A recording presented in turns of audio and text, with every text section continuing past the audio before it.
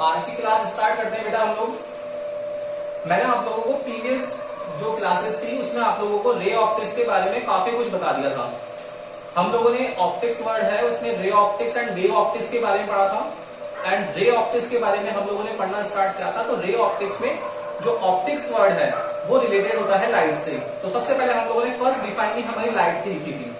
तो लाइट की डिफाइन क्या लिखी थी बेटा हम लोगों ने? Light is the form of energy which makes vision possible, कि जिसके लिए हम लोग ऑब्जेक्ट्स को देख सकें वो ही हमारा लाइट है। उसके बाद में हम लोगों ने फिनोमिनास लिखे थे। फिनोमिनास ऑफ लाइट में 2 फिनोमिनास ऑफ लाइट थे। First one is reflection and second one is refraction. Reflection हम लोगों ने डिफाइन किया था, तो रिफ्लेक्शन लिखा था कि when A light ray is bounce back from any reflecting surface, और अगर बाउंस बैक हो रही है किसी सरफेस से तो वो हमारा रिफ्लेक्शन है। इसी की मैंने सेकंड डिफाइन बताई थी आप लोगों को कि इफ द लाइट रे change its path without change in medium, if the light ray change its path without change in medium then it is known as reflection। Clear है? तो रिफ्लेक्शन के लिए क्या था कि आप लोगों के पास में पाथ चेंज हो जाए लेकिन मीडियम चेंज ना हो तो वो रिफ्लेक्शन है। देन मैंने आप लोगों को रिफ्लेक्शन के 2 रूल्स बताए थे। रिफ्लेक्शन का फर्स्ट रूल था incident ray, reflected ray and normal all lie in same plane, and second the angle of incident should be equal to angle of reflection. Clear? Then उसके बाद में मैंने आप लोगों को टर्मिनोलॉजी बताई थी स्फेरिकल मिरर से related. Concave mirror, convex mirror, pole क्या होता है, centre of curvature, radius of curvature, principal focus, principal axis, focal length, aperture, इन सब के बारे में आप लोगों ने डिटेली बताई कैसे क्या होती चीजें। देन फिर हम लोगों ने R इक्वल्स टू 2F का डेरिवेशन कर लिया for concave and convex mirror, and 1/f equals to 1/v plus 1/u कर लिया कॉन्केव मिरर के लिए, एंड कॉन्वेक्स मिरर के लिए मैंने आप लोगों को होमवर्क दिया था वो आप लोगों ने सबमिट कर दिया। आज हम लोग स्टार्ट कर रहे हैं इसमें मैग्निफिकेशन। कि मैग्निफिकेशन जो आप लोगों ने वहां जस्ट एक फॉर्मूला लिखा था उसको प्रूव कैसे कर सकते हैं, तो यहां पर उसका प्रूफ है, देखना। नाउ तो आज की क्लास स्टार्ट करते हैं रे ऑप्टिक्स की। इसमें हमारा फर्स्ट जो आज का टॉपिक है magnification after R equals to 2F and mirror equation. तो मैग्निफिकेशन को डिनोट करते हैं M से, and magnification is defined as the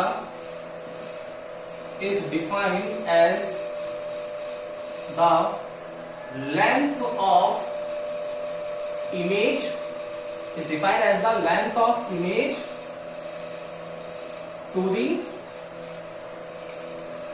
length of object with respect to spherical mirror।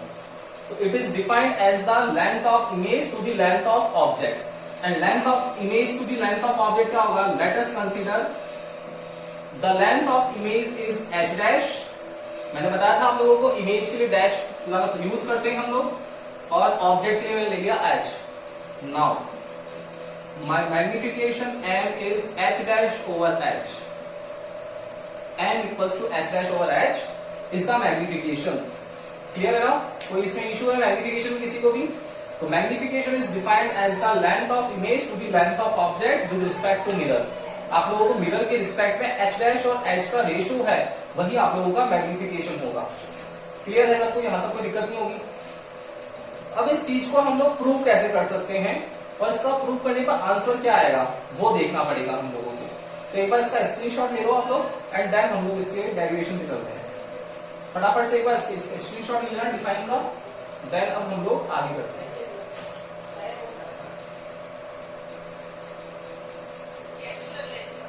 ठीक है? नेक्स्ट अब है हमारा कि मैग्निफिकेशन का प्रूव कैसे करें, मैग्निफिकेशन का डेरिवेशन कैसे प्रूव करें। तो वही हम लोग इमेज फॉर्मेशन रूल्स अप्लाई करेंगे। इमेज फॉर्मेशन रूल्स 4 होते हैं, मैंने आप लोगों को बता दिया था। फर्स्ट रूल होता है इमेज फॉर्मेशन का, व्हेन ए लाइट रे is incident parallel to the principal axis then it will intersect the principal focus।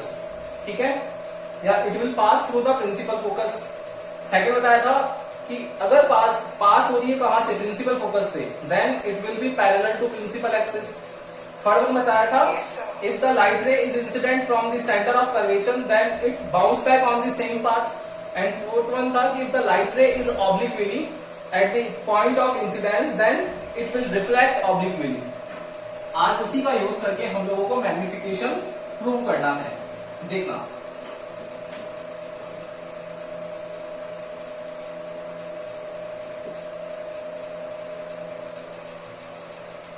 आज मैं बोल रहा हूं आप लोगों को मैग्निफिकेशन के लिए। देखो डेरिवेशन कैसे यूज करेंगे हम लोग, ये हम लोग कर रहे हैं फॉर कॉनकेव मिरर। अब देखो ये मैंने सेंटर पॉइंट इसका मिड पॉइंट ले लिया P, ये है इसका यहां पर सेंटर ऑफ कर्वेचर C। इस सेंटर ऑफ कर्वेचर के बियॉन्ड मैंने एक ऑब्जेक्ट रख लिया। लेट्स सपोज ये ऑब्जेक्ट है मेरा AB। The length of object is h and the distance of object from the pole is minus u. When a light ray is incident on the reflecting surface which is parallel to the principal axis, then it will pass through the principal focus point. Principal focus point and second one क्या होगा हमारा कि अगर light रे जो है वो point P पर ऑब्लिकली आ रही, देखो इमेज फॉर्मेशन का एक रूल देखना दूसरा कि अगर ऑब्लिकली आ रही है यहां पर,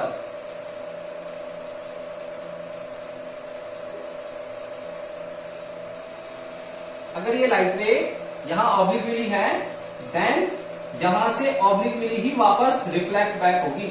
ये देखो, तो जिस जगह पर ये दोनों इंटरसेक्ट करेंगे एक दूसरे को, वहां पर मेरा इमेज फॉर्म हो जाएगा और इमेज हो जाएगा, एरो लगा रखा है मैंने B पर, तो A dash and D dash. ये एंगल होगा मेरा I होगा। देखो सेंटर ऑफ कर्वेचर से लाइन जा रही है, इट मींस ये क्या होगा मेरा नॉर्मल होगा भाई, ये वाला नॉर्मल होगा। तो ये एंगल अगर I होगा तो ये एंगल मेरा कितना होगा R होगा।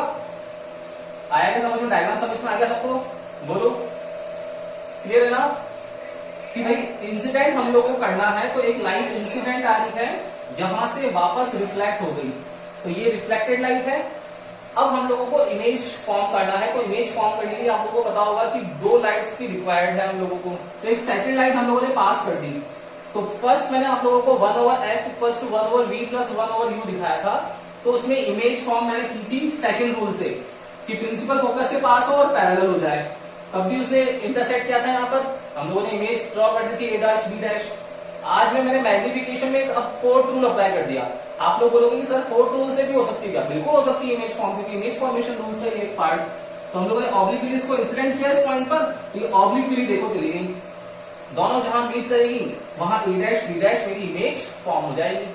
कोई दिक्कत है इसमें किसी को? नहीं है। अब देखना, मेरी जहां इमेज बनी है उस इमेज के लिए मैंने इस इमेज की लेंथ ले ली, और इमेज की लेंथ कितनी हो जाएगी बताओ बेटा? h डैश हो जाएगी। क्लियर है? h dash. नाउ यहां पर इमेज पीछे की तरफ फॉर्म हुई है, तो ये इमेज हो जाएगी मेरी कितनी? -v। अब देखना, साइन कन्वेंशन रूल आप लोगों को सबको पता है। साइन कन्वेंशन रूल आप लोगों के जो नंबर लाइन है वैसे ही होता है। कैसा कि यहां से ये जो जितनी भी डायरेक्शंस है सब पॉजिटिव एंड में, तो सब प्लस होगी, इधर की सारी वैल्यूज माइनस में होगी। सेम यहाँ पर वर्टिकली अपवर्ड जो डायरेक्शन है प्लस y एक्सिस में, वो ऑलवेज पॉजिटिव होगा और ये ऑलवेज नेगेटिव होगा। इट मींस आप लोगों ने यहाँ पीछे की तरफ ऑब्जेक्ट डिस्टेंस लिया है तो -u, इमेज डिस्टेंस लिया है तो -v, ऑब्जेक्ट लेंथ ली है तो +h, but A dash B dash inverted है। Yes, very good, -h dash होगा। क्लियर है? तो अब आप लोगों के पास ट्राइंगल्स देख रहे हैं। कौन कौन से ट्राइंगल्स दिख रहे हैं बेटा आप लोगों को जिसमें V और U आ जाए? कल मैंने यही तो बताया था आप लोगों को कि 1/f = 1/v + 1/u में मुझे f वाला ट्राइंगल लेना है, एक बार V के साथ, एक बार f वाला ट्राइंगल लेना है U के साथ। यही तो कॉन्सेप्ट था, इसी से डेरिवेशन प्रूव कर रहे थे। वहां भी वही करना है कि V वाला ट्राइंगल कौन सा दिख रहा है आप लोगों को? देखो A dash B dash P दिख रहा है आप लोगों को ट्राइंगल, और U के लिए कौन सा दिख रहा है? U के लिए A B और P दिख रहा है आप लोगों को, मतलब ABP and A dash B dash P। इन दोनों ट्राइंगल्स में हम लोगों को पहले सिमिलरिटी लिखनी पड़ेगी, देन इसका रेशियो लिख करके हम लोग किसी कंक्लूजन पे पहुंच सकते हैं। तो सबसे पहले आप लोगों को वही करना है। क्या? We take the triangles in triangle ABP and triangle A dash B dash P। क्या सिमिलरिटीज होगी बेटा? फर्स्ट सिमिलरिटी बताओ।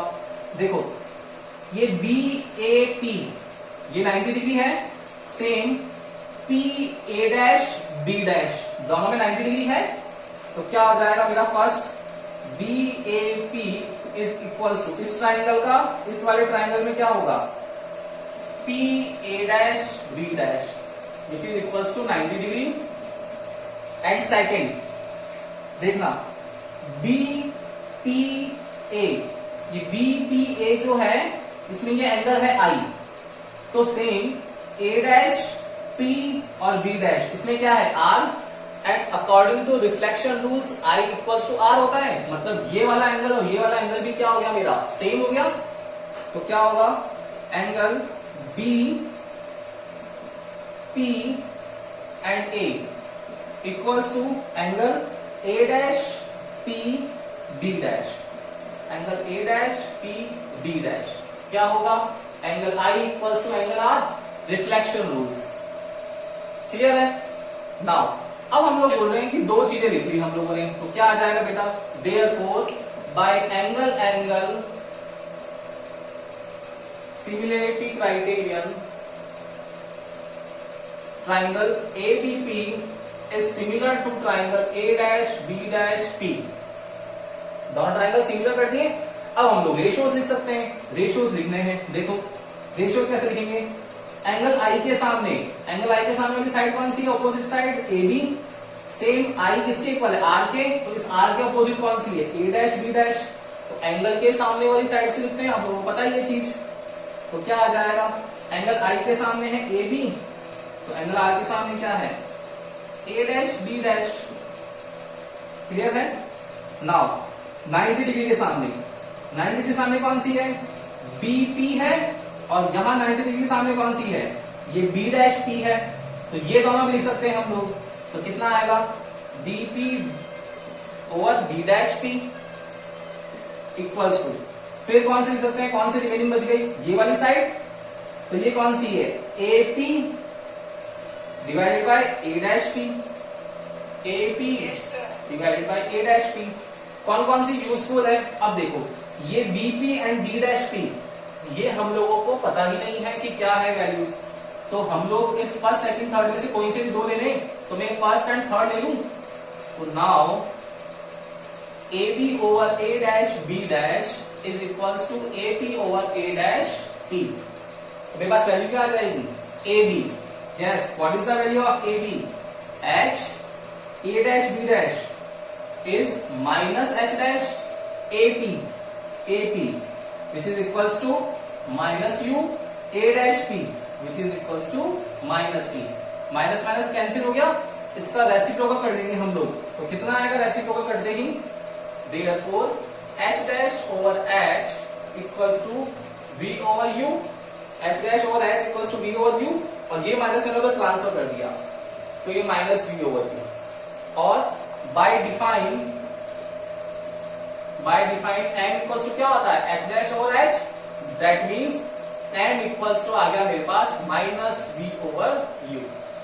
ये मैंने यहां पर प्रूव कर लिया है कि magnification is also the ratio of image distance to the object distance, image distance to the object distance, उन दोनों का जो रेशियो है वो भी मेरा क्या होगा मैग्निफिकेशन होगा। बोलो गाड़ी पकड़े में आ गई क्या, बोलो भाई यस और नो, आ गई ना समझ में। तो इसका एक बार स्क्रीनशॉट ले लो, अब इसके अदर फॉर्म्स देखते हैं कि फॉर्म्स क्या क्या चेंजेस होंगे, एक बार स्क्रीनशॉट ले लो उसका।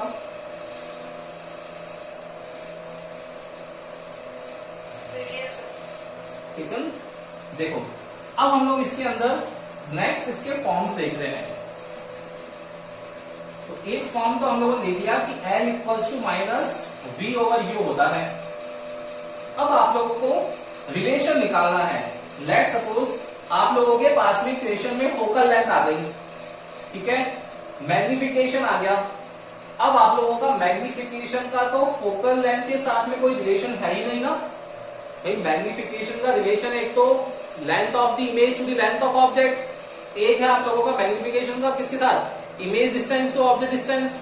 तो अब क्या होगा वो देखना पड़ेगा आप लोगों को। तो अब उसके लिए आप लोगों को नेक्स्ट रिलेशन निकालना पड़ेगा,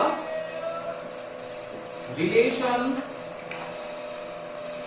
इन between M, F and U, या M F ले लो direct, relation between M and F। कैसे निकाल सकते हैं, देखो f के लिए निकालना है तो अब लोग आप डायरेक्ट मिरर इक्वेशन यूज करके कर सकते हो। तो क्या होगा, because we know that 1/f equals to 1/v plus 1/v।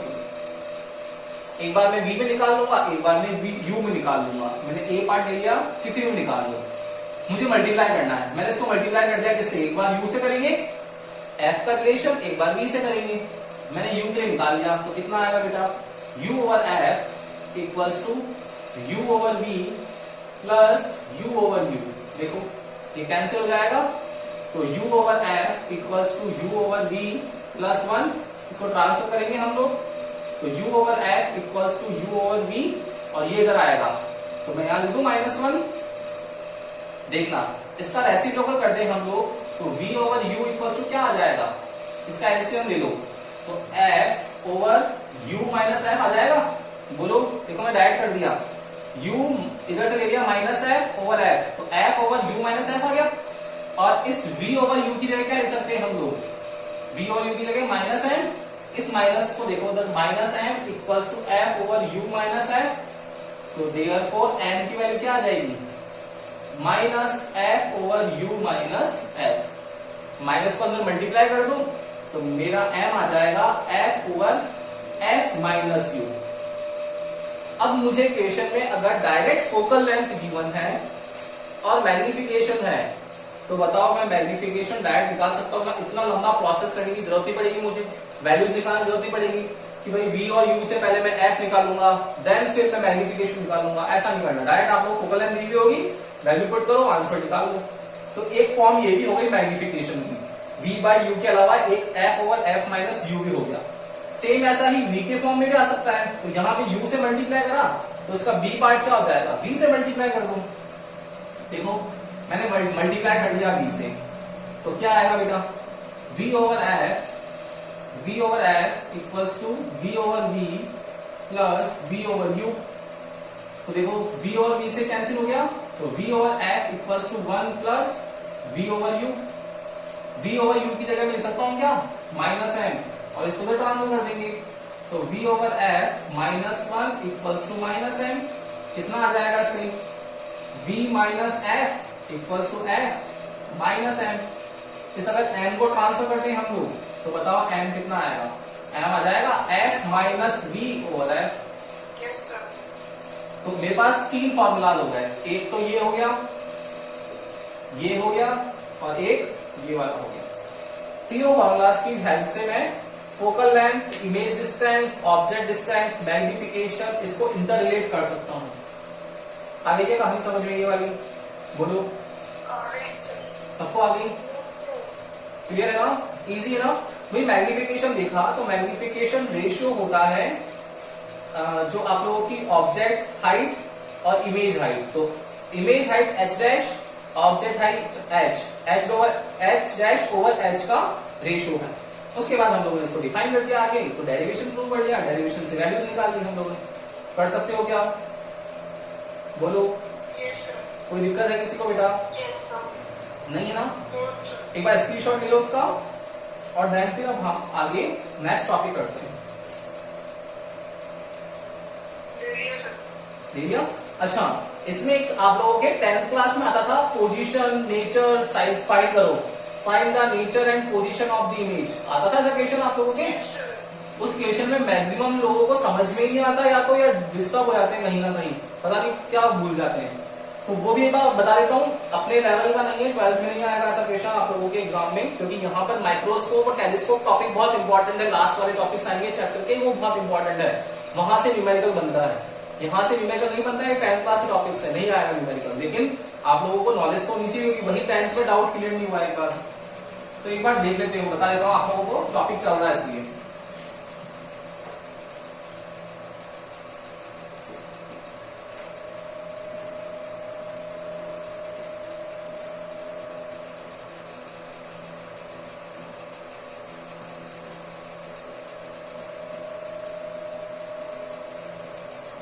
देखो सबसे पहले तो बच्चों को यहाँ पर जो टर्मिनोलॉजी है ना, उसी का फर्क नहीं पता पड़ता है कि टर्मिनोलॉजी क्या है। तो यहाँ पर ना पेयर्स है दो दो के, वो याद रखने हैं आप लोगों को। देखो अगर आप लोगों के पास में ऑब्जेक्ट रियल होगा तो रियल के साथ एक अपोजिट टर्म और क्या आने वाली है कि वर्चुअल भी हो सकता है, रियल और वर्चुअल हो सकता है। सेम दूसरी टर्म आती है यहां पर कि एन लार्ज है तो इस एन लार्ज के साथ में डिमिनिश्ड भी हो सकता है, ये भी एक टर्म हो सकती है। एंड एक थर्ड टर्म यहां पर हम लोग यूज करते हैं रियल, एन लार्ज, इन्वर्टेड और erect, erect and inverted. Maximum students को पता नहीं क्यों कंफ्यूजन होता है, समझ में नहीं आती ये चीज मुझे भी। तो बच्चे क्या बोलते हैं कि sir nature and position of image में क्या आएगा कि सर रियल है, वर्चुअल है और डिमिनिश्ड है। अरे ऐसे पॉसिबल हो सकता है क्या? रियल भी हो at the same time virtual भी हो। कुछ बच्चे बोलते हैं कि सर इरेक्ट है, इन्वर्टेड है और एनलार्ज है। इरेक्ट और इन्वर्टेड एक साथ कैसे आ सकता है? आप लोगों को याद रखना है दोनों तीनों पेयर में से एक एक टर्म ही आने वाली है, या तो रियल होगा या वर्चुअल होगा, या एनलार्ज होगा या डिमिनिश होगा, इरेक्ट होगा, इन्वर्टेड होगा। इसमें क्या कंफ्यूजन है? कोई कंफ्यूजन नहीं है ना। फिर इसके बाद इसको क्लासिफाइड करते हैं आगे। देखो तो m की वैल्यूज एक होती है ग्रेटर देन 1, आप लोगों ने पढ़ रखा है। m की एक वैल्यू होती है इक्वल्स टू 1, एक m की वैल्यू होती है लेस देन 1। अब देखो क्या है, m है क्या भाई मेरा, m h डैश और h का रेशो है ना। अब सोचो कि ये ग्रेटर देन 1 है। ग्रेटर देन 1 कब आएगा कि जब मेरा h डैश की वैल्यू h से ग्रेटर देन होगी। h डैश जो होगा मेरा, इसको मैं मल्टीप्लाई कर दूं h से जब ज्यादा होगा, मतलब height of image greater than हो किससे? हाइट ऑफ ऑब्जेक्ट से। इसका मतलब हो गया h डैश ग्रेटर देन हो h से। इट मींस आप लोगों ने ऑब्जेक्ट को लिया छोटा सा और इमेज आ गई बड़ी। इसका मतलब ये तो है ऑब्जेक्ट की हाइट थी छोटी सी और इमेज आ गई बड़ी, मतलब ऑब्जेक्ट की इमेज बड़ी बन गई। बड़ी को क्या बोलेंगे हम लोग? एनलार्ज बोलेंगे। तो यहां पर ऑलवेज जो इमेज बनेगी वो कैसी बनेगी? एनलार्ज। कब? When m is greater than 1। आप लोग कैलकुलेशन करोगे, m इज ग्रेटर देन 1 है तो एनलार्ज है मेरा। सेम अगर m इक्वल्स टू 1 है, अब देखो इसी में मैंने क्या कर दिया, m इक्वल्स टू 1 कर दिया। इट मींस h डैश और h की वैल्यू सेम हो गई। आप लोगों को याद हो तो इमेज फॉर्मेशन के अंदर कभी भी ऑब्जेक्ट को, ये सेंटर ऑफ कर्वेचर है, इस सेंटर ऑफ कर्वेचर पे अगर मैं ऑब्जेक्ट रख दूं ये, तो सेंटर ऑफ कर्वेचर से जो बनने वाली इमेज है वो जस्ट सेंटर ऑफ कर्वेचर के नीचे ही बनती है। मतलब सेंटर ऑफ कर्वेचर पर ऑब्जेक्ट रखने पर सेंटर ऑफ कर्वेचर के नीचे ही इमेज बन रही है, तो इसकी ऑब्जेक्ट की हाइट और इमेज की हाइट भी सेम होती है, ऑब्जेक्ट की डिस्टेंस और इमेज की डिस्टेंस भी सेम होती है। कहां पर? When an object is present on the centre of curvature. Now m equals to 1 हो गया सेंटर ऑफ कर्वेचर, तो height of image is equals to height of object. अब ये हाइट ऑफ इमेज और हाइट ऑफ ऑब्जेक्ट कहां पर equal होते हैं ये देखना है हम लोगों को। तो ये कहां होते हैं? सेंटर ऑफ कर्वेचर पे होते हैं। तो सेंटर ऑफ कर्वेचर को हम लोगों को देखना है। तो इस पॉइंट के लिए कोई भी नहीं होगा, इक्वल होंगे, इक्वल साइज होगा। और ये कहां होता है? At C, centre of curvature. Now m is less than 1, m is less than 1। अब मैंने इसको लेस देन 1 कर दिया, तो बताओ क्या आएगा? h dash is less then h। मतलब आप लोगों ने ऑब्जेक्ट का साइज तो लिया बड़ा, लेकिन इमेज आ गई छोटी उसकी। तो h डैश जो है लेस देन आ गया h से, मतलब साइज कम आ गया। तो यहाँ तो या तो यहाँ पर लिख सकते हो आप लोग स्मॉल, या फिर लिख सकते हो डिमिनिश्ड, लिख सकते हैं हम लोग डिमिनिश्ड। क्लियर है ना? तो इस तरीके से हम लोगों ने इसको तो डिफाइन कर लिया। अब आप लोगों के पास में ये बच गया रियल और वर्चुअल और इरेक्ट एंड इन्वर्टेड। तो याद रखना रियल इमेज जो होगी उस रियल इमेज के लिए v की वैल्यू ऑलवेज क्या होनी चाहिए? नेगेटिव। जो इमेज डिस्टेंस आनी चाहिए वो अगर मेरे लेफ्ट हैंड साइड में आ रही है, मतलब v की वैल्यू नेगेटिव है, तो v की नेगेटिव वैल्यू के लिए इमेज फॉर्म होती है ऑलवेज रियल। एंड अगर v की वैल्यू मेरी पॉजिटिव आ गई तो मेरी वैल्यू हो जाएगी क्या? वर्चुअल। क्लियर है क्या? आ गया समझ में? बोलो, कोई दिक्कत इसमें नहीं है ना? थर्ड चीज, अब क्या बच गया बेटा? इरेक्ट और इन्वर्टेड। इरेक्ट और इन्वर्टेड देख सकते हो आप लोग कि भाई देखो ये वाला है तो बियॉन्ड सी रखा मैंने, तो ऊपर की तरफ ऑब्जेक्ट था, नीचे की तरफ बन गया, तो पता पड़ जाएगा इन्वर्टेड हो गया। ठीक है ना? अब मैंने अगर मान लो इस ऑब्जेक्ट को रख दिया होता किसके बीच में, in between P and F के बीच में। तो आप लोगों को याद है कि उसकी अगर ये कॉन्वेक्स मिरर है तो इसकी इमेज इधर ही बनेगी, याद है आप लोगों को, उस तरफ ही बन रही है, मतलब इरेक्ट की इमेज कैसी बनेगी, इरेक्ट ही बनेगी, ऑब्जेक्ट की जो इमेज है वो इरेक्ट ही बनेगी। तो हम लोग इरेक्ट और इन्वर्टेड देख करके बता सकते हैं डायग्राम में, जब हम लोग उसका रे डायग्राम ड्रॉ करेंगे तो इरेक्ट है या इन्वर्टेड है, ये हम लोगों को डायग्राम से पता पड़ जाएगा। बोलो भाई, आया क्या समझ में, क्लियर है क्या ये चीजें? सबको क्लियर है? कोई दिक्कत नहीं होगी ना, आपको कंफ्यूजन नहीं होगा ना आप लोगों को रियल, वर्चुअल, एनलार्ज इमेज और इरेक्ट इन्वर्टेड में? एक बार मैंने आप लोगों का रिवीजन करवा दिया, जिनको आता था बहुत अच्छी बात है, जिनको डाउट थे वो क्लियर कर लेगा, ठीक है। ले लो इसका स्क्रीनशॉट और अब हम लोग नई चीज पे चलते हैं, फटाफट से लो स्क्रीनशॉट इसका।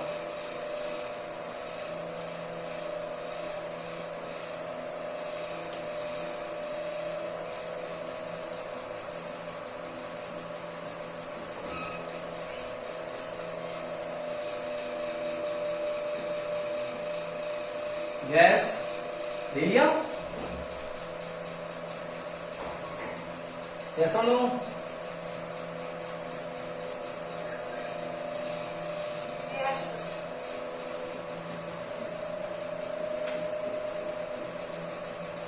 तो ये आज हमारा रिफ्लेक्शन कंप्लीट हो गया बेटा।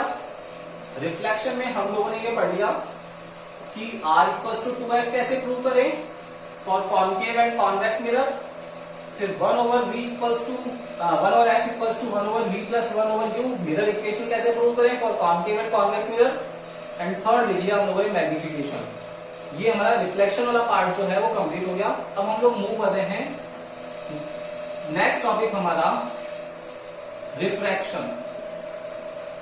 रिफ्रैक्शन में क्या होगा बताओ?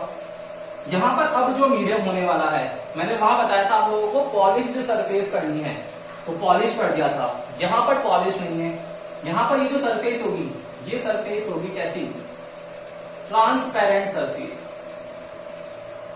ट्रांसपेरेंट सरफेस होगी, इट मींस मीडियम्स भी दो होंगे, first medium and second medium. तो अगर कोई लाइट रे आ रही है, इंसिडेंट लाइट रे इंसिडेंट हो रही है at the point of incidence, तो we should draw a perpendicular line which is normal.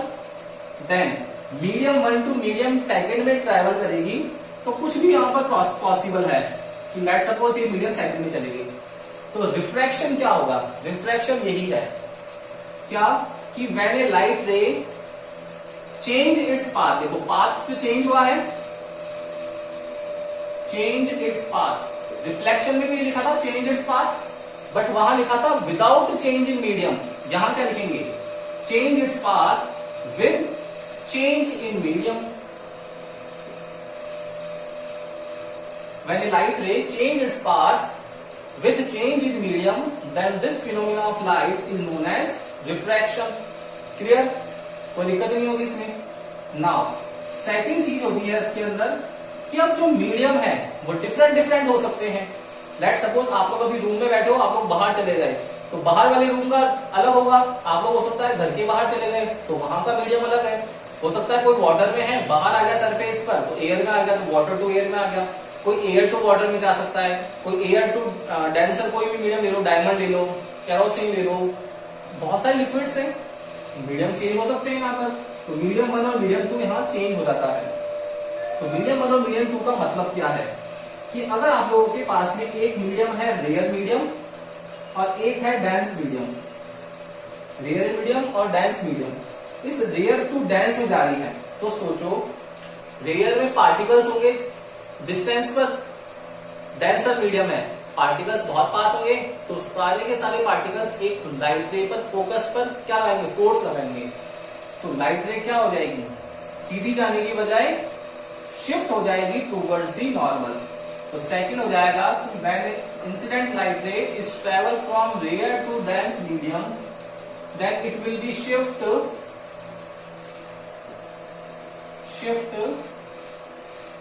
towards the normal। And third one is opposite, कि अगर डेंस टू रेयर में जा रही, तो डेंस में पार्टिकल बहुत सारे हैं, रेयर में दूर दूर हैं, अवे हो जाएगी। तो dense to rare, then it will shift away from the normal. Away from the normal, दूर शिफ्ट हो जाएगी। क्लियर है, इसमें कोई दिक्कत ही नहीं होगी आप लोगों को, आ गई ये चीज की समझ में। तो रिफ्रैक्शन क्या है, change its path without change with change in medium. Second, rare to dense towards the normal, dense to rare away from the normal. Clear है। देन इसके रिफ्लेक्शन के रूल्स आते हैं, आप लोगों को पता हो तो रिफ्लेक्शन में था incident ray, reflected ray and normal all lie in same plane. यहां भी सेम रूल है वही, वहां रिफ्लेक्टेड था, यहां रिफ्रैक्टेड आ जाएगा। तो incident ray, refracted ray and normal all lie in same plane. तो फर्स्ट रूल हमारा वही same, all lie in a same plane. And second हो जाएगा हमारा स्नेल्स लॉ, जिसको हम लोग बोलते हुए आए हैं। तो स्नेल्स लॉ क्या होता है, बोलो। The ratio of angle of incidence, sine angle of incidence to the sine angle of refraction remains constant which is equals to eta. इस सिंबल को बोलते हैं ईटा, या फिर काफी सारी बुक्स में इसको म्यू से भी लिख रखा है। ये होता है रिफ्रैक्टिव इंडेक्स, रिफ्रैक्टिव इंडेक्स। तो इट मीन्स टू रूल्स हो गए, all lie in same plane and second sine I over sine R equals to constant. और कांस्टेंट को डिफाइन कर रखा है किससे, एक टर्म है ईटा या फिर म्यू, ये होता है रिफ्रैक्टिव इंडेक्स। क्लियर है ना, बोलो कोई दिक्कत है इसमें, नहीं है ना बेटा। तो रिफ्रैक्शन भी आप लोगों को क्लियर हो गया होगा। अब इसमें आगे आएगा lens equation, total internal reflection, lens maker formula, prism, ये सब चीजें अब इससे रिलेटेड आएगी, वो आप लोगों ने पहले नहीं पढ़ रखी है। तो अब हम लोग कल से इस टॉपिक को स्टार्ट करेंगे, रिफ्लेक्शन। रिफ्लेक्शन कंप्लीट हो चुका है। कोई भी डाउट हो आप लोगों को रिफ्लेक्शन क्लास में, यूट्यूब जाओ, यूट्यूब पे चैनल खोलो और चैनल से आप लोग उसको एक बार पूरा वीडियो देख सकते हो, ताकि आप लोगों को सब समझ में आ जाए। फिर भी डाउट आता है, हमारी जब लाइव क्लासेस चलती है उसके अंदर आप लोग आकर के पूछ सकते हो। क्लियर है, बोलो यहां तक कोई डाउट है किसी को, यस और नो? ठीक है, तो अब हम लोग कल मिलते हैं, इसके आगे कल से करेंगे। Okay, good day.